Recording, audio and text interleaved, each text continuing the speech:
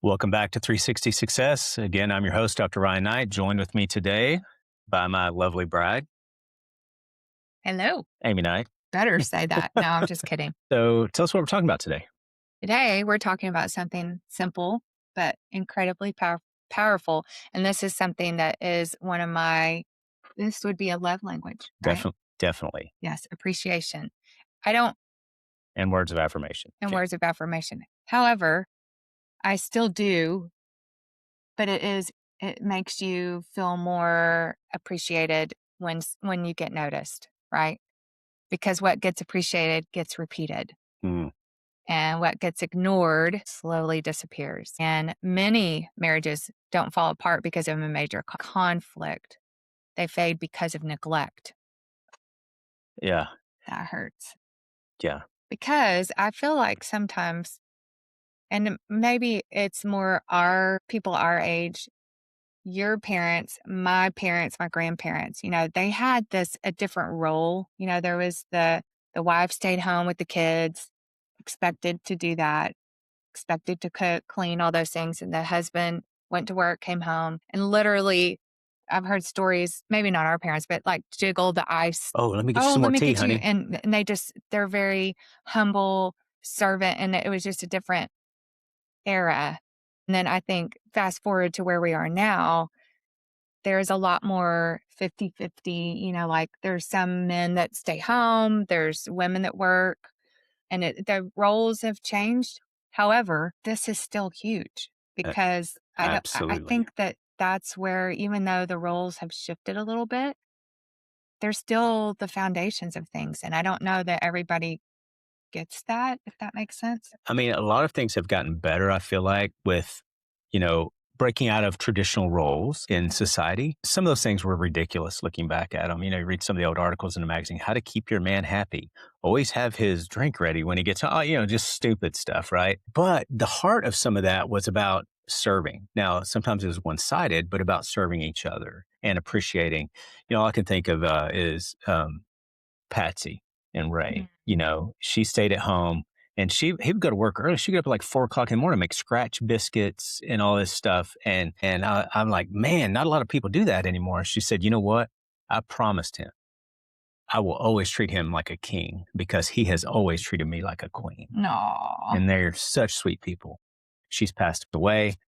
Um, I, s- I love them. I love that story. And they were married for so long.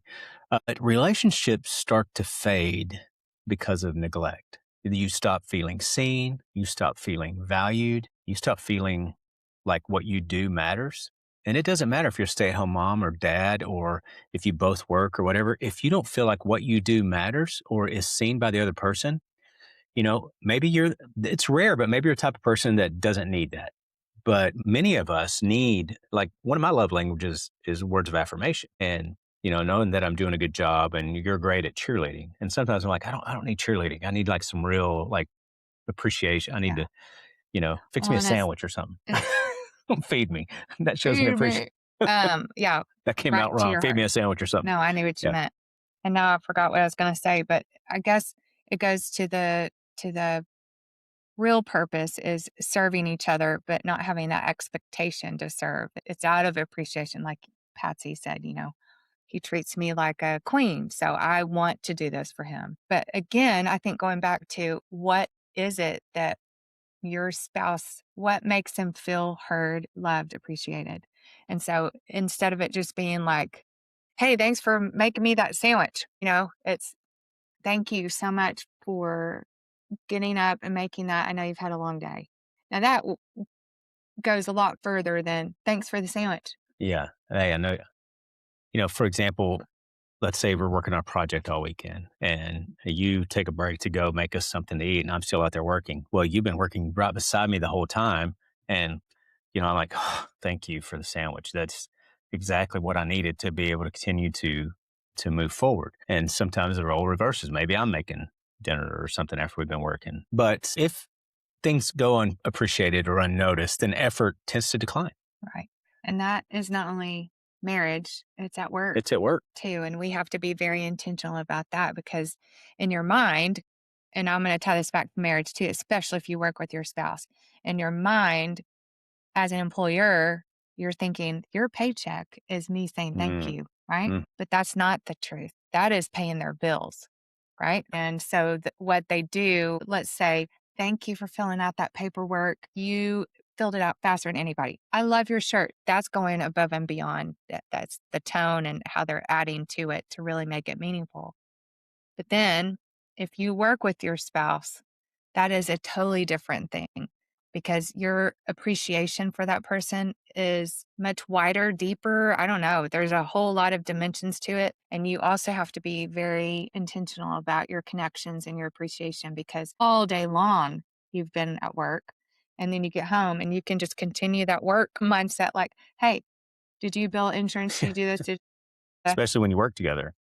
And, we had to just make a commitment a long time ago. You know, when your 4-year-old can start quoting insurance companies or Or CPT knows the number to codes, Blue Cross Blue Shield yeah, or yeah. you're like, "Oh, we've been talking about this too much at home." And so just the intentionality, again, of connecting outside of work and it not being always, like, robotic transactional. No. So here's a question. If everything you did went unnoticed, Mm, how long would you stay motivated to keep doing it?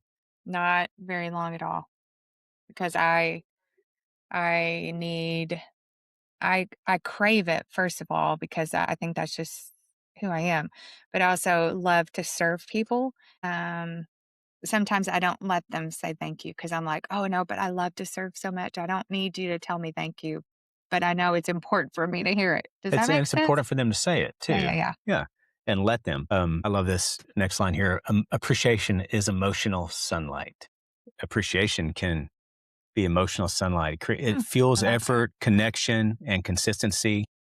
But here's the key: it has to be specific, Right. not just thanks. Yeah, like we were just talking about, because Right. you don't want it to feel like it's fake Yeah, I or appreciate how you handled that situation earlier. That really meant a lot to me. right. You know, things like that. That's tied to a specific thing. Like, I really appreciate how you made that sandwich when I know you're exhausted or You know, or here's an example. A lot of times people get married, they start having kids, all this stuff. They don't take care of their body anymore like they did when they were dating. And that's husband and wife, right? But if you notice somebody trying and they're putting in some effort, maybe they're losing some weight, they're trying to look better, just feel better about themselves and maybe look better for their spouse, then even noticing that really goes a long way too, you yeah, know? because that fuels their ability to continue what they're doing. I mean, someone today said, "Have you lost some weight?" Yeah. I'm like, well, yeah. Over the last couple months, I think I've lost about 10 pounds. Thanks for noticing. Well, you know what? That fires me up tomorrow morning. I want to get up. I want to put on my weight vest to go walk around the neighborhood and because someone noticed.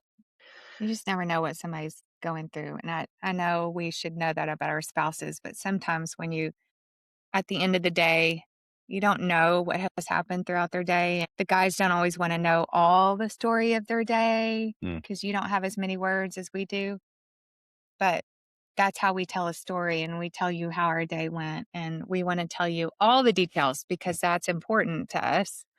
Um, Let me give you another analogy because it's perfect. You know, men are waffles and women are spaghetti. Oh, yeah. We So have boxes of, work box, home box, nothing box. Women don't have a nothing box. no, We can literally sit there and she's like, "What are you thinking?" Nothing. They totally do not relate to that. no.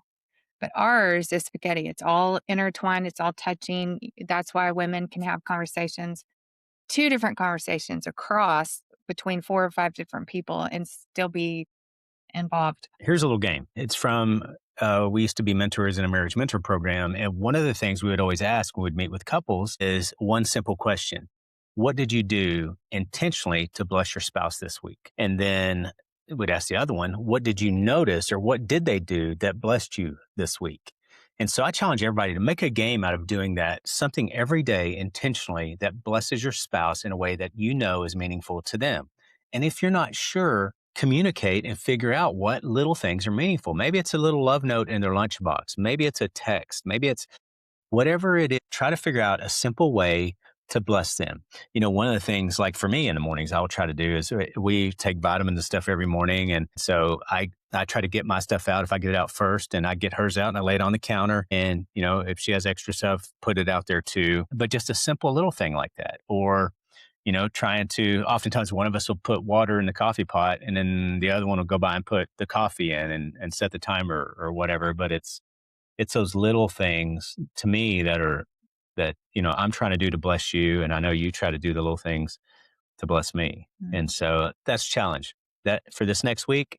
And from now on, figure out one small thing you can do each day to bless your spouse. And I'll tell you this, it will change your relationship because it'll change your perspective because you're looking and you're intentional about ways to bless them. And then listen to this with your spouse or send it to them because maybe they will start noticing and then they can find ways to bless you. So that's all we've got for today. And we'll see you next time.